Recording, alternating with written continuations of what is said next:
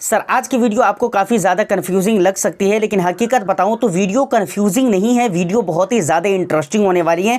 क्योंकि आज के इस वीडियो में हम बात करने वाले हैं कि 5 लाख रुपये हम कहां पर इन्वेस्टमेंट करें, कहां पर लमसम के ज़रिए इन्वेस्टमेंट करें जो हमारे लिए बेहतर हो सकता है लॉन्ग टर्म के लिए। लॉन्ग टर्म बोले तो मतलब 7 साल, 8 साल, 10 साल, 15 साल, 20 साल, 25 साल के लिए हम कहां पर निवेश करें, ETF में निवेश करें या फिर स्मॉल कैप के अंदर निवेश करें। ये हमारा मुद्दा है, इसी के ऊपर हम आज वीडियो में डिटेल्स में बात करने वाले हैं। देखिए कई सारी बातें जो आपको ऐसा लग सकता है कि भाई कंफ्यूजिंग हो रहा है मैटर, या फिर ऐसा लग सकता है कि भाई इस बात को करने की ज़रूरत थी ही नहीं, डायरेक्ट मुद्दे पर आ जाते, लेकिन ऐसा नहीं है। जब आप एंड ऑफ वीडियो पहुंचेंगे तो आपको पता चलेगा कि नहीं, ये सारी बातें जो की गई है ऑफ कोर्स 100 नहीं 100 to 10% ये बातें करनी ज़रूरी थी। और यकीनन मैं पूरी कोशिश करूंगा सर अपनी तरफ से कि आपका एक एक डाउट बिल्कुल अच्छे से क्लियर कर सकूं। तो चलिए वीडियो बहुत ही ज़्यादा इंटरेस्टिंग होने वाली है। एक लाइक कर दीजिए, शेयर कर दीजिए, चैनल को सब्सक्राइब नहीं किया है तो चैनल को भी ज़रूर सब्सक्राइब कर लें, क्योंकि इस तरह के इंटरेस्टिंग कंटेंट मैं आपके लिए लेकर आता रहता हूं। सबसे पहले सर समझते हैं कि म्यूचुअल फंड 2 तरीके के होते हैं। पहला तरीका तो वो होता है, पहले तरीके के म्यूचुअल फंड वो होते हैं जो एक्टिवली मैनेज किए जाते हैं, जिसे हम एक्टिव म्यूचुअल फंड भी कह सकते हैं। और दूसरा वो होते हैं जो पैसिवली मैनेज किए जाते हैं। एक्टिवली मैनेज करने का मतलब ये है कि वहाँ पर एक फंड मैनेजर होते हैं, वो पैसों को मैनेज करते हैं, वो खुद स्टॉक सिलेक्शन करते हैं अपने एक्सपीरियंस और अपने नॉलेज की बुनियाद पर, समझ रहे हैं ना। लेकिन वहाँ पर जहाँ पर पैसिवली फंड को मैनेज किया जाता है, जिसे हम इंडेक्स फंड कहते हैं, वहाँ पर फंड मैनेजर सिर्फ उन स्टॉक के अंदर ही पैसे निवेश करता है जिस इंडेक्स को वो फंड फॉलो कर रहा है। क्या मैं बोल रहा हूँ? जिस इंडेक्स को वो फंड फॉलो कर रहा है उस इंडेक्स के अंदर जो भी कंपनीज आती हैं जिस वेटेज के साथ, फंड मैनेजर का काम है सेम वेटेज के साथ वहाँ पर पैसे को निवेश कर देना। वो सिंपली अब उस इंडेक्स को रेप्लिकेट करेगा। ये आप समझ गए कि इंडेक्स फंड होते हैं। अब देखिए एक बात समझने की ज़रूरत होगी कि म्यूचुअल फंड और इंडेक्स फंड कुछ खास चीजें हैं जो कि आपको याद रखना चाहिए।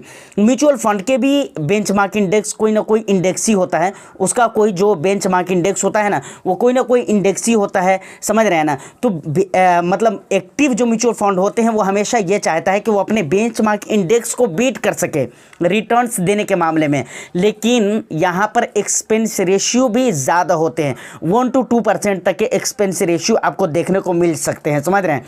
या फिर कुछ केसेस में इससे ज़्यादा भी हो सकते हैं, जैसे रेगुलर प्लान वगैरह की अगर मैं बात करूं तो फाइनली इसके जो फंड मैनेजर होते हैं, मतलब एक्टिव म्यूचुअल फंड जो होते हैं, वो अपने बेंचमार्क को बीट करने की कोशिश करता है। बट वहीं पर इंडेक्स फंड की अगर बात की जाए, जो कि पैसिव म्यूचुअल फंड होते हैं, वो अपने बेंचमार्क इंडेक्स को सिर्फ रेप्लिकेट करते हैं, उसको फॉलो करते हैं, उसको रिटर्न्स देने के मामले में बीट करने की कोशिश नहीं करते हैं। ये चीज़ें आपको समझ में आ गई। अब रिटर्न्स देने के मामले में उसको जब बीट नहीं करते, मतलब अपने इंडेक्स को बीट नहीं करते, इसीलिए वहाँ पर एक्सपेंस बहुत ही कम होते हैं। ये बातें आपको समझ में आ गई। अब देखिए अब आते हैं ETF के ऊपर। देखिए ETF के ऊपर बात करने वाले यूट्यूब पर सबसे पहले मैं आपको बता दूं कि बात करने वाले 2 तरीके के लोग मिल जाएंगे। कुछ लोग ऐसे हैं जो कि म्यूचुअल फंड के पक्ष में बात करते हैं, वो म्यूचुअल फंड को अच्छा कहते हैं, और कुछ लोग ETF के पक्ष में बात करने वाले लोग हैं, वो ETF को अच्छा कहते हैं, समझ रहे हैं ना। लेकिन हकीकत अगर मैं बताऊँ तो आप वीडियो देखते रहिए, अभी आपको पता चल जाएगा कि क्या हकीकत है और कहाँ पर आपको 5 लाख रुपये निवेश करना चाहिए। बहुत मज़ा आने वाला है। देखिए ETF की बात करूँ तो ETF क्या है? ये एक ETF, the full form of ETF, exchange traded fund, समझ रहे, यही इसका फुल फॉर्म है, समझ रहे, एक्सचेंज ट्रेडेड फंड। देखिए म्यूचुअल फंड को जब आप खरीदते हैं तो कहाँ से खरीदते हैं? AMC से खरीदते हैं। लेकिन अगर आपको ETF परचेज करना हो, ETF खरीदना हो, तो उसे आप AMC से नहीं खरीद सकते सर, उसे आपको एक्सचेंज से खरीदना पड़ेगा, समझ रहे हैं। ये कैसे वर्क करता है? Like shares, just like shares, जैसे कि शेयर्स वर्क करते हैं।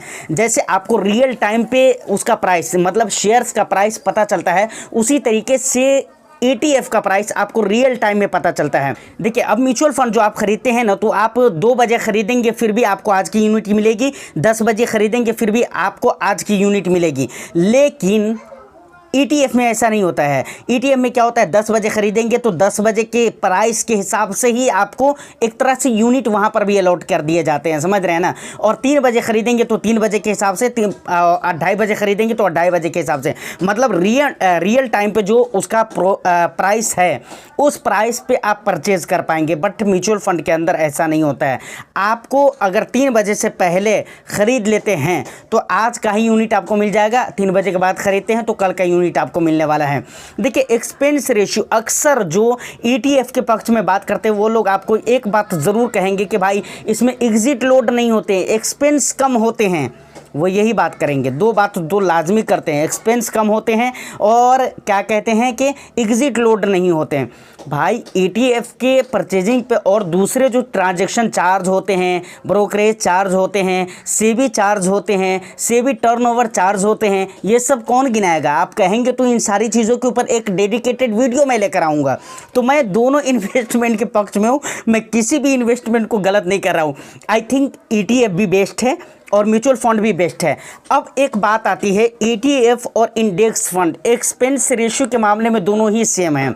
और ETF क्या होते हैं, देखिए ETF भी जो है ना इंडेक्स फंड की तरह ही होते हैं कि ये भी एक ना एक इंडेक्स को फॉलो करता है, समझ रहे हैं ना। यहाँ पर भी एक्सपेंस रेशियो कम होते हैं, ये भी एक इंडेक्स को फॉलो करते हैं। तो अब यहाँ पर एक सवाल आता है कि भाई ETF में और इंडेक्स फंड में निवेश करने में क्या फ़र्क है। फिर इन दोनों में फ़र्क है, तो फ़र्क वही है जो मैं आपको बता चुका हूँ कि म्यूचुअल फंड है वो एक तरह से इंडेक्स फंड, तो वो आपको AMC से ख़रीदना पड़ेगा, बट आपको ETF एक्सचेंज से ख़रीदना पड़ेगा, समझ रहे हैं ना।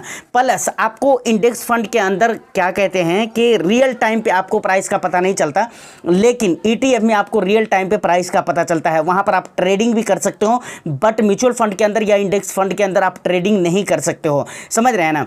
तो खैर कहने का मतलब ये है, फाइनल इतनी सारी जो बातें मैं आपको बता रहा हूं, इतना लंबा चौड़ा जो हम प्रोसेस करके यहां तक पहुंचे हैं, मेरे कहने का मतलब यह है कि भाई सारे ही इन्वेस्टमेंट अलग अलग हैं और उनके फायदे भी अलग अलग हैं। किसी को ETF अच्छा लगता है तो ETF में निवेश करते हैं, किसी को म्यूचुअल फंड अच्छा लगता है म्यूचुअल फंड में निवेश करते हैं। देखिए अब एक बात और भी मैं करता हूं, उसके बाद हम फाइनल पॉइंट पे आएंगे कि भाई रिटर्न्स के मामले में अगर बात करें तो कौन सा बेहतर है। अगर लॉन्ग ड्यूरेशन का रिटर्न्स देखा जाए तो कौन ज़्यादा बेटर हो सकता है। तो देखिए यहाँ पर अगर मैं आपको बताऊं तो स्मॉल कैप और ETF में देखें तो मुझे लगता है कि स्मॉल कैप ज़्यादा बेटर हो सकता है। एक और भी तरीका है जहां पर आप ETF को अच्छा कह सकते हैं, उसके ऊपर भी हम बात करेंगे, लेकिन मैं अपने ओपिनियन से अगर बात करूं तो मुझे लगता है कि small cap long term investing के लिए ज़्यादा बेटर हो सकता है, समझ रहे हैं। अब देखिए अगर आप SIP करते हैं तो यहाँ पर SIP अगर आप करते हैं तो यहाँ पर क्या होता है म्यूचुअल फंड के अंदर कि आप SIP कर रहे हैं तो अगर आपकी SIP 25 तारीख को कट रही है, 20 तारीख को कट रही है तो सेम डे पर कट जानी है, उसमें कोई आपको दो राय नहीं है, समझ रहे, वो कट ही जाना है, आपके अकाउंट से वो डिडक्ट हो ही जाएगा, या नहीं तो मैनुअली आपको जाकर वो चीज़ें पे करनी पड़ेगी, मतलब सेम डेट को, जिस डेट को आपके SIP कट रही है। बट ETF के अंदर ये फ्लेक्सिबिलिटी है कि जब जब मार्केट में गिरावट हो उसी टाइम पर आप इन्वेस्टमेंट करिए, मतलब आप अपनी SIP करिए। तो ये जो आज़ादी है ना, ये फ्लेक्सिबिलिटी है ना, ये एक अच्छी बात है। तो अब यहाँ पर एक चीज़ और भी माइंड में आने वाली बात है कि अगर लमसम आप 5 साल के लिए या 10 साल के लिए ETF के अंदर कर दीजिए 1 लाख रुपये का या 5 लाख रुपये का, और सेम पैसे का सेम अमाउंट का लमसम सेम टाइम पीरियड के लिए अगर आप स्मॉल कैप के लिए कर दीजिए, तो मुझे लगता है कि स्मॉल कैप का रिजल्ट ज़्यादा बेहतर हो सकता है। क्योंकि देखिए मैं आपको बताऊं, इन्वेस्टमेंट अगर आप SIP के ज़रिए स्मॉल कैप में कर रहे हैं और SIP अगर आप ETF में कर रहे हैं तो यहाँ पर ETF ज़्यादा आगे निकल सकता है, क्योंकि मैं आपको बता चुका हूँ कि ETF में आप कभी भी SIP कर सकते हैं महीने में। तो आदमी क्या करता है ETF में, उसकी एक स्ट्रैटेजी होती है कि भाई महीने में उस टाइम पे हम SIP करेंगे ETF में जब मार्केट गिरी हुई हो, गिरते मार्केट में करेंगे। लेकिन म्यूचुअल फंड में तो ऐसा नहीं है, म्यूचुअल फंड में तो मजबूरी है, वो तो आपको टाइम पर ही करना है। तो इस मामले में एक्स्ट्रा बेनिफिट कहते हैं ना, वो चीज़ें आपको मिल जाती है ETF के अंदर, समझ रहे हैं ना। लेकिन वहीं पर म्यूचुअल फंड के अंदर आपको एक्स्ट्रा बेनिफिट नहीं मिलती है। मार्केट चाहे गिरी हुई हो, चाहे अप ट्रेंड में हो, डाउन ट्रेंड में हो, किसी भी ट्रेंड में हो, आपकी SIP कट जाएगी म्यूचुअल फंड के अंदर, बट ये चीज़ें ETF के अंदर नहीं है। तो यही है जिसकी वजह से एक्स्ट्रा फ़ायदा हो जाता है। लेकिन अगर लमसम की बात की जाए तो भाई साहब मुझे लगता है कि स्मॉल कैप ज़्यादा बेहतर है। देखिए ETF भी बहुत अच्छी चीज़ है, मैं ETF को ख़राब नहीं कह रहा हूँ। ETF में ट्रेडिंग करने के लिए ETF में अगर आप पैसे लगा रहे हैं तो यहाँ पर 2 चीज़ें आपके पास होनी ज़रूरी है। दो चीज़ें होनी बहुत ही ज़रूरी है। सबसे पहला नॉलेज होनी ज़रूरी है, और दूसरी बात आपके पास टाइम भी होना चाहिए, क्योंकि वहाँ पर कोई फंड मैनेजर नहीं है म्यूचुअल फंड की तरह जो आपके फंड को मैनेज करेंगे। वहाँ पर सारी चीज़ें आपको खुद मैनेज करनी है। अब बहुत सारे लोग जो ये बात करते हैं ना कि भाई इसमें एक्सपेंस कम होते हैं, भाई क्यों नहीं होंगे एक्सपेंस कम? वहाँ पर फंड मैनेजर है क्या? फंड मैनेजर नहीं है, कोई मैनेज करने वाला नहीं है, सारा कुछ हम खुद देख रहे हैं। तो भाई वहाँ पर क्यों हम ज़्यादा एक्सपेंस देंगे? सोचने वाली बात है। अगर एक्सपेंस कम की बात है तो ऐसा तो इंडेक्स फंड के अंदर भी है ना। यही ना फ़र्क है कि भाई ये म्यूचुअल फंड है और वो ETF है, वो एक्सचेंज पर ट्रेड होता है, और ये क्या कहते हैं MC से ख़रीदना पड़ता है। तो यहाँ पर भी तो एक्सपेंस कम है, समझ रहे हैं। अब ये एक और भी प्लस पॉइंट है ETF के लिए एक्सपेंस के मामले में कि इंडेक्स फंड से भी कम रिटर्न, मतलब वहाँ पर एक्सपेंस होते हैं, समझ रहे हैं ना। तो खैर ये सारी बातें हैं। तो आपके पास दो चीज़ें होनी चाहिए, नॉलेज जानकारी होनी चाहिए और टाइम होनी चाहिए। अगर आप ETF में इन्वेस्टमेंट करते हैं तो ख़ासतौर से अगर ट्रेडिंग करते हैं तो आपके पास तो ये दोनों चीज़ें होनी ही चाहिए। बट अगर म्यूचुअल फंड में इन्वेस्टमेंट करते हैं तो ये दोनों चीज़ें नहीं भी होगी फिर भी चलेगा। कोई सा भी एक फ़ंड आप चूज़ करिए, वहाँ पर आप इन्वेस्टमेंट कर दीजिए। आपके पैसे को मैनेज करने के लिए फंड मैनेजर है, मैं एक्टिव म्यूचुअल फंड की बात कर रहा हूँ। फंड मैनेजर है, वो आपके पैसे को मैनेज करेंगे लॉन्ग ड्यूरेशन के लिए। अगर आप लमसम के अकॉर्डिंग देखें, लमसम के नज़रिए से देखें तो मुझे तो भाई ये स्मॉल कैप अच्छे लगते हैं। ऐसे भी ये स्मॉल कैप ही मुझे अच्छे लगेंगे, समझ रहे हैं ना। और वो क्यों अच्छे लग रहे हैं वो सारा रीज़न भी मैं आपको बता चुका हूँ। लास्ट में एक बात कहना चाहूँगा कि देखिए भाई, शॉर्ट ड्यूरेशन में अगर चाहें आप तो ETF में अच्छा पैसा बना सकते हैं, जो कि मैं आपको बता चुका हूँ। उसके अलावा और भी दूसरी स्ट्रैटेजी वगैरह यूज़ करके आप अच्छा पैसा बना सकते हैं। लेकिन लॉन्ग ड्यूरेशन के एंगल से अगर आप देखेंगे तो भाई मुझे तो स्मॉल कैप ही अच्छे लगते हैं। शॉर्ट ड्यूरेशन में आप ETF में ऑफकोर्स ज़्यादा पैसे बना सकते हैं, लॉन्ग ड्यूरेशन में भी ETF में आप ज़्यादा पैसे बना सकते हैं। जैसे आपको बताया ना कि वो फ्लेक्सिबिलिटी है ना, वो बड़ा प्लस पॉइंट हो जाता है, तो उसकी वजह से आपको एक्स्ट्रा बेनिफिट मिल सकता है। अब अगर लास्ट में अगर बात की जाए कि 5 लाख रुपए का लमसम कहाँ पर किया जाए, तो मेरे अकॉर्डिंग मैं तो अपने हिसाब से अगर मुझे करना रहेगा तो भाई मैं स्मॉल कैप में करूँगा, समझ रहे हैं ना। एक नहीं कई सारे स्मॉल कैप में। अब लमसम करने के जो तरीके हैं उसको हम अलग तरीके से फॉलो करेंगे, वो एक अलग चीज़ है कि थोड़ा थोड़ा करके हम निवेश करेंगे, वो एक अलग चीज़ है। लेकिन करूँगा स्मॉल कैप में ही, एक में नहीं करूँगा, कई सारे में करूँगा, लेकिन करूँगा स्मॉल कैप के अंदर ही इन्वेस्टमेंट, लमसम इन्वेस्टमेंट, समझ रहे हो। तो ये मेरा पर्सनल अपना ओपिनियन है, ये मुझे अपना मानना है, समझ रहे हैं ना। अब आप इसके बारे में कुछ और भी सोच सकते हैं, आपकी राय कुछ और भी हो सकती है।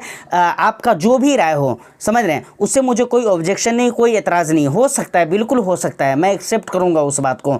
बाकी आपको ये वीडियो कैसी लगी और आपकी राय क्या है वो भी आप कमेंट सेक्शन में ज़रूर बताइएगा। उम्मीद करता हूँ कि वीडियो आपको अच्छी लगी हो तो एक लाइक कर दीजिए, शेयर कर दीजिए। चैनल को सब्सक्राइब नहीं किया है तो चैनल को भी ज़रूर सब्सक्राइब कर लें। मैं फिर मिलता हूँ किसी नेक्स्ट एंड इंटरेस्टिंग वीडियो में। जब तक के लिए all the best. Thank you for watching.